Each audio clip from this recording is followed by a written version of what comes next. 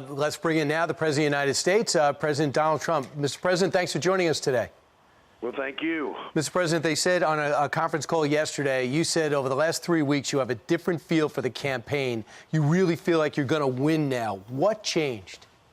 Well, a lot of things. It's just going very well. I think he's imploding. You look at all the corruption in his family. It's tremendous corruption. Nobody's ever seen. I mean, that laptop, nobody has ever seen anything like that. He's gone into hiding. He's done the lid again. He's been there for a long time, and things are changing fast, and the numbers at the polls are looking really good, really, really good. Mr. President, you bring up Hunter Biden's laptop. Many on the left and many in the mainstream media are suggesting this is nothing but a Russian disinformation campaign. What do you say to that? It's just crazy. I saw Shifty Schiff yesterday get up, say this is Russia. Yeah, I mean, he's a sick man. He is so sick. It is. We went through 2.5 years of that plus, and this guy, he ought to be put away, or he ought to be, something should happen with him. I watched him look straight at the camera and say it, and he laughs at it. They laugh in the back rooms at it.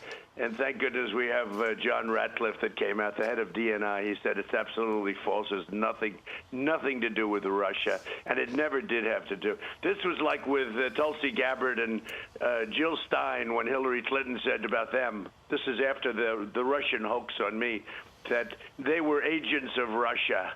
And you know what? I don't know either of them. They were not agents of Russia. They never spoke to anybody from Russia. It was the same thing. Adam Schiff ought to be investigated for what he does.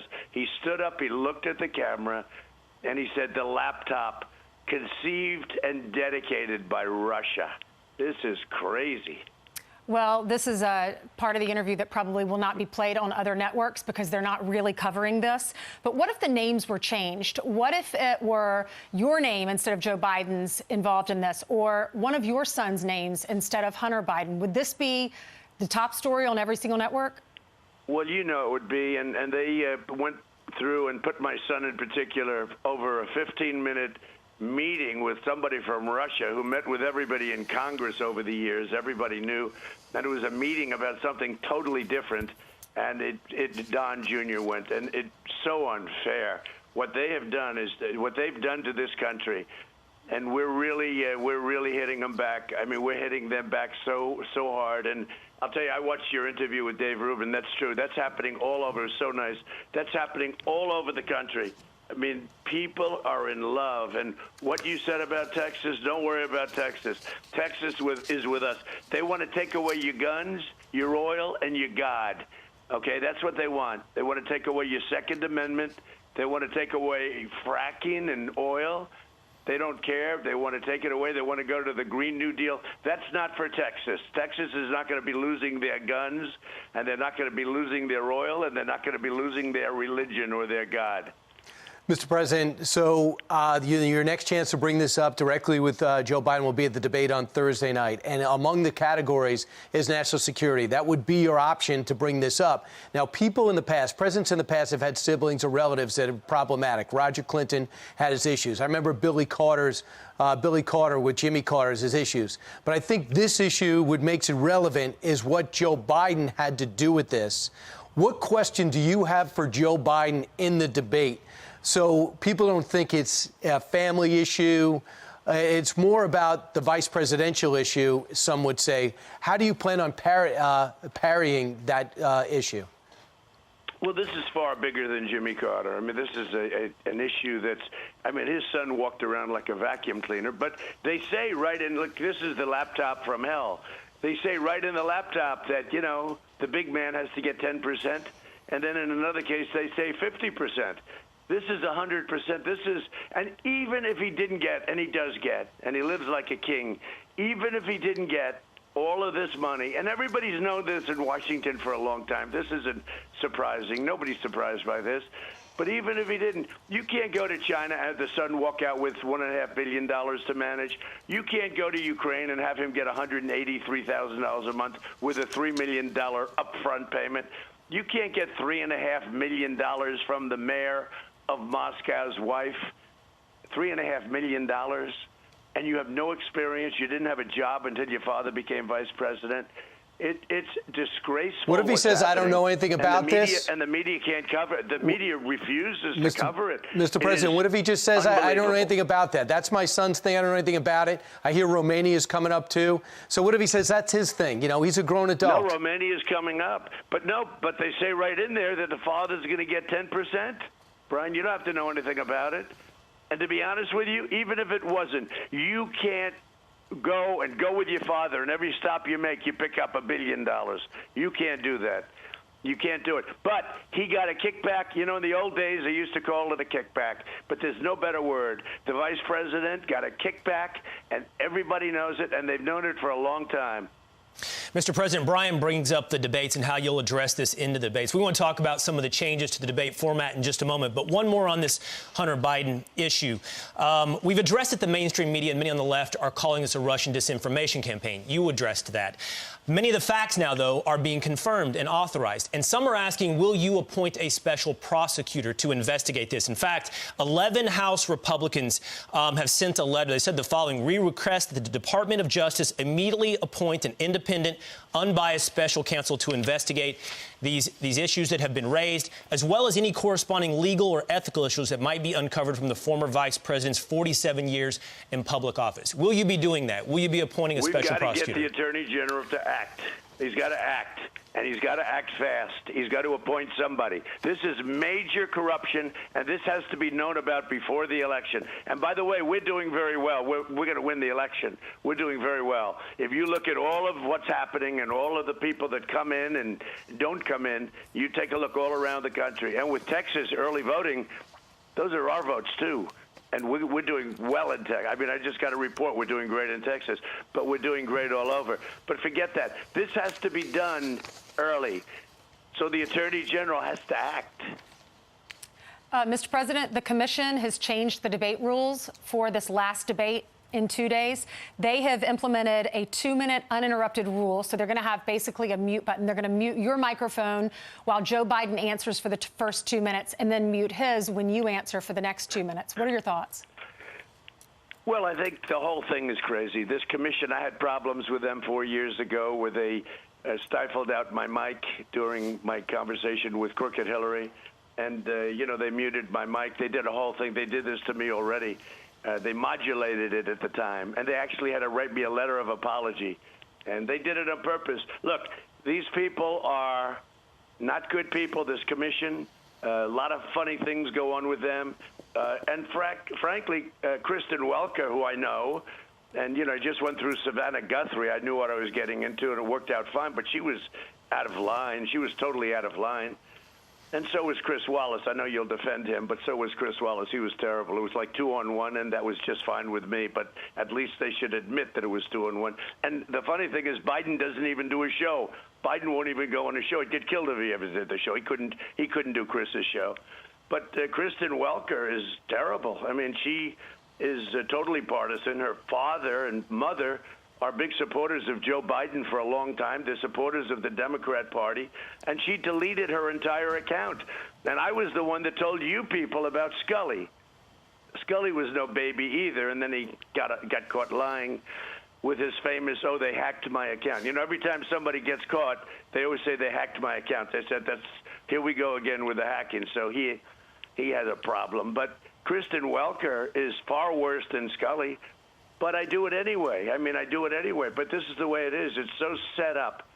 It's pretty incredible that we've been winning for so long, isn't it, when you get right down to it. So whatever the playing field is, you're a sports guy by trade, you got to adjust to it.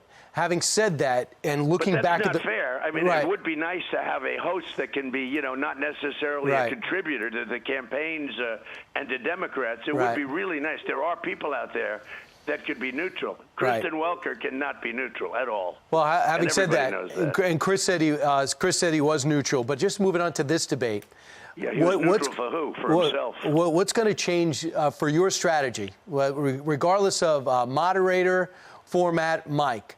What's your strategy? Are you using anybody different to get you ready? And after studying and dueling with Joe Biden once already, what have you learned? What's going to change? You going to interrupt Joe less? lies. And he lies a lot, and he'll say things that are crazy. And he'll think people are supposed to believe him. And they take ads, and they put ads in on things that never happened. Far worse than Hillary. Hillary was a much smarter person than him, but they play a much dirtier game. And she was dirty. Look, I mean, with the emails and everything else, I'm not talking about that. I mean, she was terrible. So will you take some of your time and correct her, Mr. President? They play a more dishonest game. They will put an ad in about something that never happened and pretend like it happened. Will you take some of your time? Very dirty players. Will you take some of your time and answer the previous question like Mike Pence did, and then answer their question? Well, look, I do my own debating. I do fine, and I do my own debating, and a lot of people said I won. If you look at the Hispanic, very interesting, they did a Hispanic population poll, and I was at 77%. And a lot of people thought, look, when somebody stands there and he lies, I like to challenge it at the time, because you don't have time to go back. Mr. President, just to follow up on what Brian's asking, though, after that first debate, there are many who suggested if you just let Joe Biden share his ideas, America might not be too keen on those ideas. In fact, Ari Fleischer last night on Hannity said the president should interrupt less. Will you change your strategy in this last debate from your first debate? Well, I may do that. Actually, the interesting thing, they said if you let him talk, he'll lose his chain of thought because he's gonzo. And I understand that. But I also understand that as he's going down the line and issuing lies, generally it's okay to, really attack that. But there is a chain of thought that, there are a lot of people that say let him talk because he loses his train. He loses his train. He loses his mind, frankly. But look at yesterday. He walks out of a store, and the media's standing there, and they asked him, what flavor ice cream did you get? I mean, think of this. I know. They never asked me a question like that. I want them to someday, but they never asked me a question like that. What flavor ice cream did you get? So just real quick, the other area in which there's foreign policy is not coming up in this unless you go there, unless you bring him there. And if you look at Joe Biden's foreign policy, he's the one whose former Secretary of Defense said Joe Biden's been wrong about every foreign policy and national security decision for the last 40 years. He's never been asked about Libya. They killed Gaddafi and they made it a terror university. He's never been asked about ISIS pulling out of Iraq and calling ISIS the JV team, at least the president did. He never answered about how China was able to build islands and militarize them, and they did nothing. When is he going to be held in account for that? Are you going to go out of your way to do that? I will, but there's a lot to talk about in a few minutes, and this was supposed to be a foreign policy debate, and now all of a sudden we're talking about things that are not foreign policy. And frankly, it was a change that they made that was far bigger than the mute button, I mean, frankly, but they made a change, and it shouldn't have happened. It shouldn't have happened. All right, let's talk about your schedule today. You know that. I mean, this was all going to be foreign policy, and all of a sudden, out of nowhere, they made this change. Now we're talking about other things. All right, tell us. It's not appropriate. Look, the commission has lost tremendous credibility. They lost it with me 4 years ago when they modulated the mic. I understood that. And you look at look at Bob Dole. He wrote a letter saying that he knows the people. And these are not the right people to have. And he was very nice in writing that, I must say, Mr. President, Bob Dole. have you heard back from the commission? Because I know that your campaign was raising some objections about the fact that this is supposed to be a foreign policy debate, and they sent a letter to the commission. They said that they agreed to the debate, your campaign did, because you agreed to focus on foreign policy. And when you look at the topics, that's not included.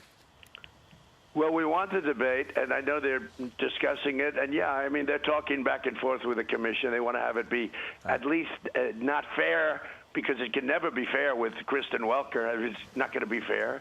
But it would be like Scully or like Chris Wallace.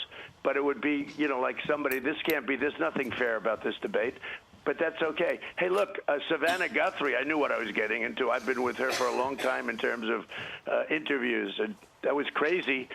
I mean, she was jumping out of her seat, but it was a good interview. We got very high marks on that interview, but I thought she was totally out of control. President Trump, out of control. President Trump, you've had a very busy schedule. You have a very busy schedule coming up this week. You have a rally in Erie, Pennsylvania, tomorrow in North Carolina. Vice President Pence is going to New Hampshire and Ohio, Cincinnati and Portsmouth, New Hampshire, excuse me. Let me tie this into the debates, actually. Last night or yesterday, we heard you in Arizona talking about the very stark choice Americans have between a potentially socialist future and economic recovery. But I want to bring this back to debate because you told Brian there's a lot to talk about, not just foreign policy. So in this debate this week, what do you think is the starkest contrast, the number one issue voters need to consider that's different between you and Joe Biden? We've had a lot of different issues come up, law and order, the economy, COVID, shutdowns. But what's the number one stark contrast in your mind between you and Joe Biden? Okay, so many individual things, whether it's Second Amendment or energy or all of these things. They want to raise your taxes. I want to lower your taxes, regulations, all of that. But the bottom line, the American dream, the great American dream versus being a socialist hellhole. Because they're going to turn us into a socialist nation. We're going to be no different than Venezuela. And I'll tell you what, it can happen. It can happen. Venezuela 20 years ago was unbelievable. And now they don't have water, they don't have food, they don't have medicine. The only difference is we'd be much bigger. But that's what it is. It's the American dream versus a socialist hellhole. And I'm sorry, Ainsley, and what specifically would you point to with Joe Biden and Kamala Harris that would take us to that socialist hellhole? Well, everything, socialized medicine. They want you to go to a hospital if you have a cold, take away your health care. They want to take away 180 million incredible health care plans that people love. I mean, you can go down a list forever. They want to take away your guns. They want to defund your police or at least radically change your police. Look what they're doing in Minneapolis. Look what they're doing in Seattle. They want to destroy your police forces and at the same time take away your guns. So you can't protect yourself. So I understand Melania is going to join you today on the campaign trail. This is the first time we've seen her since her diagnosis with COVID. Yeah, she's how's she doing great. doing, and how's your son? Really good. She's going to be. I'm going to Erie, Pennsylvania today, which I love. That was always a Dem stronghold, and then I came along, and we shook it up. Yeah, Erie is great. You got almost 49% in Erie County in 2016. Yeah. Hillary got 47%. What's your message to those folks and all the folks living in the battleground states? Well, just that, the economy is coming back so strong. Nobody ever thought. We built the strongest economy in the history of the world, and then the plague came in, the China plague. And and we are not forgetting it. And China knows that. We're not forgetting it. But the plague came in. We closed it down, saved millions of lives, and now we've opened it up. And we don't only have a V, we have a super V. We are recovering at a level that nobody else in the world has recovered. And we went down less, and we've recovered faster. And, 7.8 doesn't sound unemployment. 7.8 doesn't sound good, but I remember your show 4 months ago, they were talking about possibly having unemployment of 42%. Right. And we're at 7.8 and heading down rapidly. So, Mr. President, right now with cases, you have 36 states with increase in cases. You have Europe all going up. Wales is basically shutting down. 9 cities in Paris are under restrictions, and the UK is on a virtual restriction, depending on the city, depending on the time. If the numbers keep going up and we don't want to shut down again, what is the plan to live with it while staying safe from it? Well, we are living with it, and we're having the vaccines coming out very soon. With or without the vaccines, we're rounding the turn, but we have the vaccines coming out very soon. We have the therapeutics that are incredible. I tell you what, I had Regeneron. I was not exactly feeling the greatest, and I had Regeneron. I felt like Superman a day later, and, I got better very fast, very, very fast. What they've done under this administration in terms of the FDA and getting things approved, things that would have taken Brian 2 or 3 years, I got done in 2 weeks. And the FDA has been great. They've all been great. And now the vaccines are coming out. That's going to help it. But we're doing much better than Europe. And, Europe is getting hit pretty hard. We're doing much better. And we will never shut down. We shut down. We understood the disease. We're protecting our elderly, unlike what they did in New York, where they did such a bad job, Cuomo. We're protecting our elderly. We're taking care of those because they are susceptible, especially if they have heart or diabetes or problems. But we understand the disease. No, there will be no shutdowns. Mr. President, you bring up Governor Andrew Cuomo. He's raised some questions. He says he's skeptical of a potential COVID vaccine. In fact, if you'll take a listen, we can play it for you right now, what he had to say. I don't believe the American people are that confident. You're going to say to the American people now, here's a vaccine. It was new. It was done quickly. But trust this federal administration and their health administration that it's safe. I think it's going to be a very skeptical American public about taking the vaccine, and they should be. We're going to put together our own group of doctors and medical experts to review the vaccine. And if they say it's safe, then I'll go to the people of New York and I will say it's safe with that credibility. Governor Cuomo saying people should be skeptical of a potential vaccine. What do you say to that, Mr. President? So he's going to put together the same group of people probably that he used to put together in the nursing homes where 11,000 people died because they put heavily infected people in with the general population. Is that the people he's going to use to help us out? No, it's not. It doesn't work that way. There's a case of a politician that's so sad. We have Johnson & Johnson, Pfizer, Moderna, the greatest companies in the world. This has nothing to do with government. And they've come up with incredible vaccines. And when a politician is a real lowlife, when a politician is willing to say that and kill people and scare people from using something that's going to be great and really solve a big problem, they ought to be ashamed of themselves. I mean, he probably listens to his brother Fredo. You know, Fredo has bad ratings on CNN. He probably listens to Fredo too much. So let's talk about the confirmation of Judge Amy Coney Barrett. I know that the Judiciary Committee is going to vote today. It looks like it's going to go to the floor over the weekend. Chuck Schumer is saying this is too rushed. Listen to this. The Republican majority wanted to jam this nomination through before the election. The Republican majority is running the most hypocritical, most partisan, and least legitimate process in the history of Supreme Court confirmations. Instead of ramming through a Supreme Court nominee in the most hypocritical of circumstances, the Republican majority should be working with Democrats on a real, comprehensive COVID relief bill. Mr. President, what's your reaction? So this is a process that Justice Ginsburg said a president has 4 years, not 3 years, and we're not ramming anything through. We have a lot of time. I mean, we have a lot of time, and she's phenomenal. She's become a star. The way she answered questions, the mind, her background, her intellect. I mean, she's become a major star in this country. People love her. I tell you what, if we ever didn't ram her through, as he said, we'd have a problem because people would be angry as hell. They love her. She's going to be a fantastic justice of the Supreme Court for many, many years. And all we're doing it is during my term. I mean, I'm here.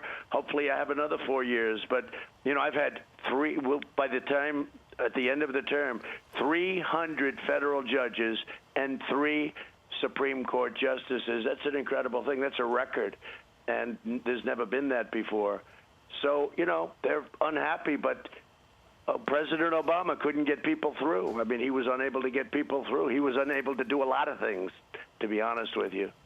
And we'll see how that goes because it's supposed to be a vote in committee this week and then a floor vote the next week, and she could be through right away. It's going to go well. In November. It's going to go well, really well. Mr. President, could you bring us into the play-by-play of the rescue package? It's been 91 days since any type of rescue package came from Congress that you have signed. And we know the American people are hurting. It's been so long. If you're in the hospitality industry, which you're very familiar with, they've been devastated. If you're a waiter or an actor, you've been destroyed. So now we understand that Steve Mnuchin, your Secretary of Treasury, and the Speaker have been speaking for a long time, and something could be offered as early as today. What could you tell us? Because Mitch McConnell isn't exactly on board with those negotiations. Well, he'll be on board if something comes. But let me just explain that it's very simple. I want to do it even bigger than the Democrats. Now, not every Republican agrees with me, but they will. But I want to do it even bigger than the Democrats because this is money going to people that did not deserve what happened to them coming out of China. Now, to just put it very simply, we want to do it, but Nancy Pelosi doesn't want to do it. We'll see whether or not she changes her mind. But we want to do it. because people need help and they should get help. Well, she's Even at though the economy is 2.4. very strongly coming back. Mr. President, she's at 2.4 trillion, and you want to go bigger than that? John Thune says she's at 2.2. Okay. And I would like to go. I would be willing to go more because I think that. Number one, I view it differently. We get the money back. The government, it gets the money back ultimately anyway. And it's better than unemployment, and it's better than all of the other costs associated with the alternative. So I would rather go bigger than that number. But we'll see. But here's the problem. She doesn't want to do anything until after the election because she thinks that helps her. I actually think it helps us because everyone knows that she's the one that's breaking up the deal. Now, they are talking. Let's see what happens. But I would rather go bigger than her number. Senator Thune says he doesn't want to even go close to $2 trillion. Would you pass this with mostly Democratic votes? Would you pass it with mostly Democratic votes? I'd take all the votes you could get, whether it's Democrat or Republican. Okay. Well, even if it's And a you smaller would have, number. You'd have a lot of Democrat votes, and you have Republican votes too. I'm But okay with that. even if Doesn't it's a bother me at smaller all. number, why don't they just vote for that amount? Whatever they can agree to, a little bit is better than nothing. Because Nancy Pelosi doesn't want to approve anything. Look, she's made it very difficult, very, very difficult. We're talking about money going to the American people that got hurt, and they shouldn't have been hurt. This was caused by China. They shouldn't have been hurt, and we shouldn't be punishing them, and we're punishing them because of Nancy Pelosi. Now, maybe she changes her tune, and I can tell you there is a little bit of that, and that would be a very positive thing for the American people. Mr. President, certainly stimulus for those who had their government or had their businesses shut down by the government by mandate is important, Right. but helping people by opening up seems to be one of the biggest economic stimuluses we could offer. I know you've had a back and forth with Dr. Anthony Fauci over the last 24 hours. We'd love to ask you about that. But this idea that we need to open up our economy balanced against rising cases in many states, what's the right path for us right now on opening up our society? Well, we have to open up, and we live with it, and we open up our schools. And I'm the one that got Big Ten and Pac-12 football back. You know, I got that back. That wasn't coming back, and I got it back. Hope people realize that. That was pure and simple me or whatever, but and I'm very happy. We have to open up. Now, Barron, a young man, very young, strong, he got it too. By the time I said to the doctor, how's he doing? He said, he's all better. You know, it's different. Young kids, 99.9% young kids have to go back to school. They have to get back. Now, if you look at different states, Michigan, we won the case against her. The only one that was allowed to violate was her husband, okay, the governor of Michigan. We won the case. Michigan's opening up. Got it, because you know what? The Supreme Court said it was unconstitutional what she was doing. Now, North Carolina, Pennsylvania, some other states, all run by Democrats, have to open up. I mean, look at New York. It's like a ghost town. New York, what they've done to New York, it's a ghost town. I know we're in it. Not to mention, all of the crime is coming out of Democrat states. Republicans are doing incredibly on crime, on opening, on economic.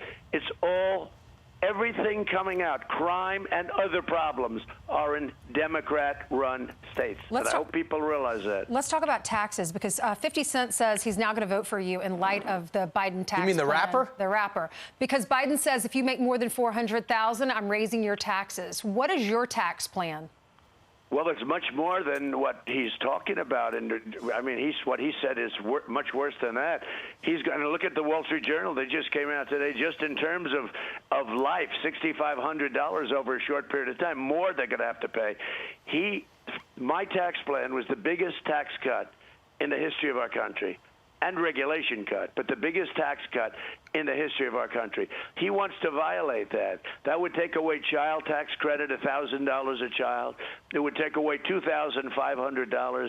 It would take away, you know, something that will happen if they ever did it? Energy. Energy, look at you. You're buying $2 a gallon gasoline now. Nobody thought that was possible.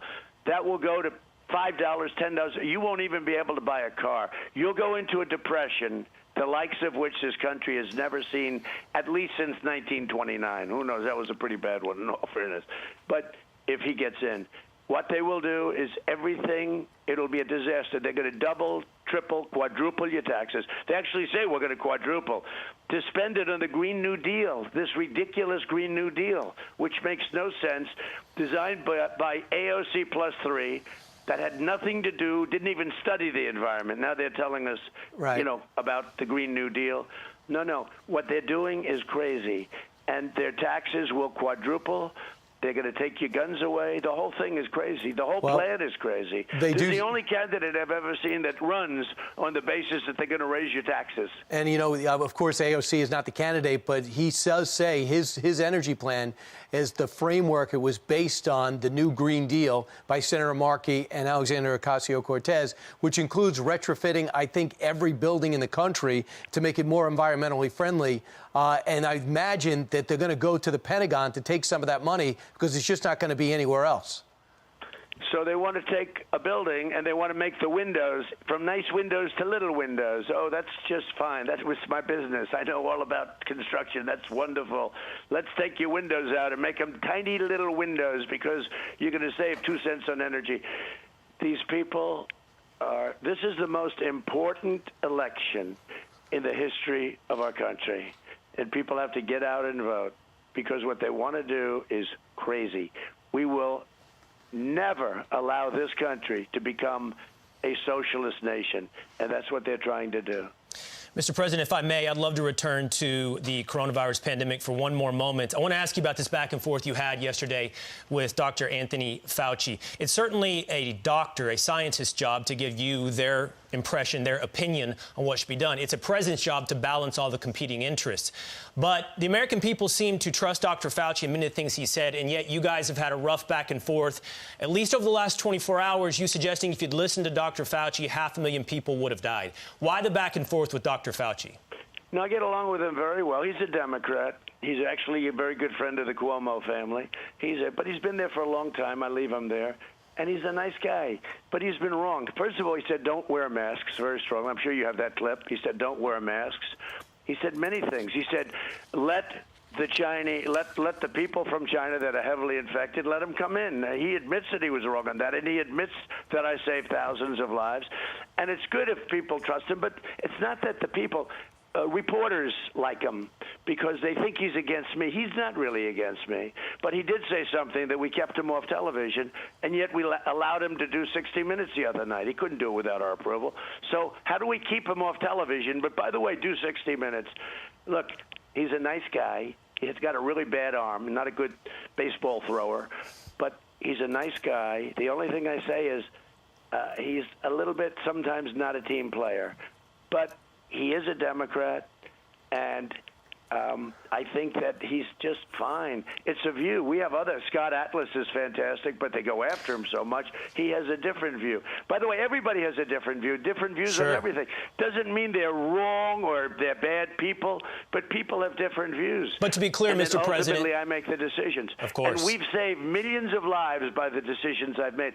We closed up our country in the midst of the greatest economic boom in history and saved millions of lives. Now it's opening. So we did the right thing. And we're doing much better than Europe, and we're doing much better than everyone else. And our recovery is the strongest in the world. But to be clear, Mr. President, are you and Dr. Fauci at odds? You said you were not, No, but I'm you not also... at odds. I like him. I think he's a terrific guy. All right, Mr. President, let's talk about law and order, because that is something that we're all thinking about this day and age. In these Democratic cities, you have like Portland and you have Seattle, New York City. We've seen riots take place, protests take place. If you win and the people who did not vote for you go out in the streets and we see a lot of what we saw a few months ago, how do you plan on handling that? Because it worries people and businesses are at stake. They shouldn't be worried. They shouldn't be worried. We're for law and order, and if we win, they'll be exhausted. They've had it. They'll be exhausted. They've been. What if they're not? What if they're not? I won last time, and they spied on my campaign, and they tried to overthrow the president. And if it wasn't me, with phony stories like Russia, Russia, Russia, and now here goes Schiff again, Shifty Schiff again. You know that the laptop was done by Russia. The Biden laptop was conceived of and done by Russia. Right. I mean, people get it. I mean, you got to understand what this is. These people are I don't even say sick. They're horrible, horrible liars. It's a terrible thing. Schiff is a danger to our country. Fortunately, we have a DNI director, John Ratcliffe, who's a fantastic man, and he put that out very, very quickly. He's in charge of the whole ball game, and he put it out very, very quickly. No, they are exhausted. If we win, they're going to be exhausted. And it's going to come together. You know what brings it together? Success. And we were coming together. I've explained this over the last few months. We were coming together so beautifully. The best employment rates and unemployment rates, African American, Hispanic American, Asian American women, diplomas, no diplomas, MIT plus, and no MIT plus. Everybody was doing great. And we were getting calls from, let's say, the other side, people that you would least expect. How do we get together? And I was saying it to them, and it was all great. And then the plague came in from China, and we had to go back to the drawing boards. Right. But success was bringing it together, and we're going to have that success. Next year is going to be a very successful year. Unless somebody comes in and raises your taxes by 4 times and more, right. That's going to kill it. So everyone's going to leave. All these companies that I brought back in because of the taxes, they're all going to go back to where they came from. They're all going to leave our country. So Kirstie Alley was on with Sean Hannity last night, and she came out and says, I'm going to support President Trump again. And she got all this type of backlash and personal attacks. Here's what she said. I like that Trump has a lot of energy. I like that he has more energy than any human being I've actually ever seen. And I think that the big thing that I was mentioning in that tweet was that I'm really tired of career politicians. I'm tired of paying people to do nothing and take way too long to do it. And she got blowback. Your thoughts? Well, I think she's great, and I've always liked her. And I just think she's got courage. She's Hollywood. She did very well in Hollywood, by the way, really well. But I think she's great, and I think she has great hair, okay? Right. And, Mr. President, just to follow up, when you look at your election now, where you're at in 2016 and where you're at in 2020, a lot of people see a lot of similarities in the big picture. Considering everything that's gone on with the pandemic, the impeachment, Facebook, Twitter, would this be a bigger, harder win than your first one if you're able to pull it out? No, it's easier, and we're way ahead of where we were, by the way, especially when you see numbers that are coming in, and we know now for a fact we're way ahead because numbers are coming in. No, look, this election was over until the plague came in from China. We were so far ahead. The economy was the best ever. You know that. I mean, you know that. But this election was over. Then the plague came in, and it affected this country, and it affected many other countries. Look at other countries where a leader was doing a good job, and the plague came in, and many of those people are gone. Not their fault. They're gone, or they were hurt, or they were, not the same. I had to go back to work, and I've gone back to work, and we've done an incredible job, both with COVID. We saved millions of lives. The press doesn't want to give us credit for that, just like they cover up for Biden's incompetence and for Biden's theft and all of the things that have gone on. They don't want to give us any kind of credit, but that's okay. We are doing great. The reason this is easier because we have a great track record. If we didn't have a great track record, I wouldn't even be talking to you right now. Mr. President, I know you probably already heard Rush Limbaugh talking about his cancer progressing yesterday. I listened to it last night. Just in case the audience hasn't heard it, let's play a little bit of it. It's tough to realize that the days where I do not think I'm under a death sentence are over. It's a blessing when you wake up. It's a stop everything and thank God moment. So, Mr. President, who's the next voice for conservatives when it comes to radio? Well, before we even talk about the next voice, there's never going to be a voice like Rush. I know. Rush was with me. I didn't know Rush at all. I wasn't really into this world. I was doing other things, and I didn't know Rush. But I heard about his 39 million people, the biggest anywhere and the most powerful and all that. But I didn't know him. And all of a sudden, I started getting word that there's this man, Rush Limbaugh, who's so supportive of you. From the day I came down the escalator, he was supportive of me. I didn't have to talk to him. I didn't have to meet with him and wine him and dine him. He was just with us because he liked what I was saying. And I became friendly with him. He got the Presidential Medal of Freedom, which is the biggest award you can get. That and the Congressional Medal of Honor. And Rush is an incredible man. His wife, Catherine, incredible people. And he is putting up a fight like, this has been going on for a long time. I mean, he didn't have exactly a great prognosis when he heard about it. And this is now taking it to the next level, what he said yesterday. But he is an incredible man, and it's very sad to hear that. However, he will continue to fight. That's the one thing I know about him. He's incredible. So, Mr. President, from here on in, there you got 14 days left. Your camp says you're going to have a minimum 2, as many as 5 events a day in order to get this victory. Do you believe that there's going to be one in these next 14 days, or do you believe to a degree that this is done already? I think we're in great shape. I mean, I really do. You've seen it, Brian. You've seen it, and by the way, I see the crowds, Mr. President. On your show, everyone. You're doing great, and Will, you're doing great on Saturday. Thank you. Good to have you there. But Mr. Great, President, really good. I see the polls like North Carolina dead heat, Arizona trailing a little, Florida a couple of points off, Michigan 8. What are you seeing? So we're up in Florida, way up. We're up in North Carolina. All you have to do is look at the numbers. I mean, we're way up, or we're up, but I think we're substantial. Pennsylvania's pretty even. We got a ruling yesterday that was ridiculous, where they can count ballots after the election's over. What kind of a thing? So what does that mean? We're going John Roberts. We're going to wait till after November 3rd and start announcing states? It's crazy. But we got a strange ruling from the Supreme Court yesterday. It was very strange. But I think we're doing great. The rallies are rallies like in history there have never been. And I think I can say this very clearly. Many people have said it. Many of the enemy have said it. We are having rallies the likes of which nobody has ever seen before. Arizona, Michigan, no matter where we're going, North Carolina, we are having rallies. Florida, we had a rally. Nobody's ever seen anything like it. There has never been rallies with this kind of love and this kind of numbers. I mean, we're 40,000, 30,000, and sometimes we give them a one-day notice. So we end up, and you look at Biden, the other day at a rally, had 4 people show up, 4 people. They go into circles. They stand in the middle of that very nicely done circle. I have to say, the person that puts it up is very good. But, no, we're having rallies the likes of which nobody's ever seen before. Mr. President, you're in a unique position. You're in many unique positions. On Thursday night at the debate, you're going to get a chance to ask Joe Biden about core packing and Antifa questions nobody at least has the opportunity to ask him. I hope to hear the answers. But you seemed a little disappointed earlier in the show when you said all they ever ask him about is his favorite milkshake. So after a 40-minute interview and, 24 questions, do you want to tell us what your favorite milkshake flavor is?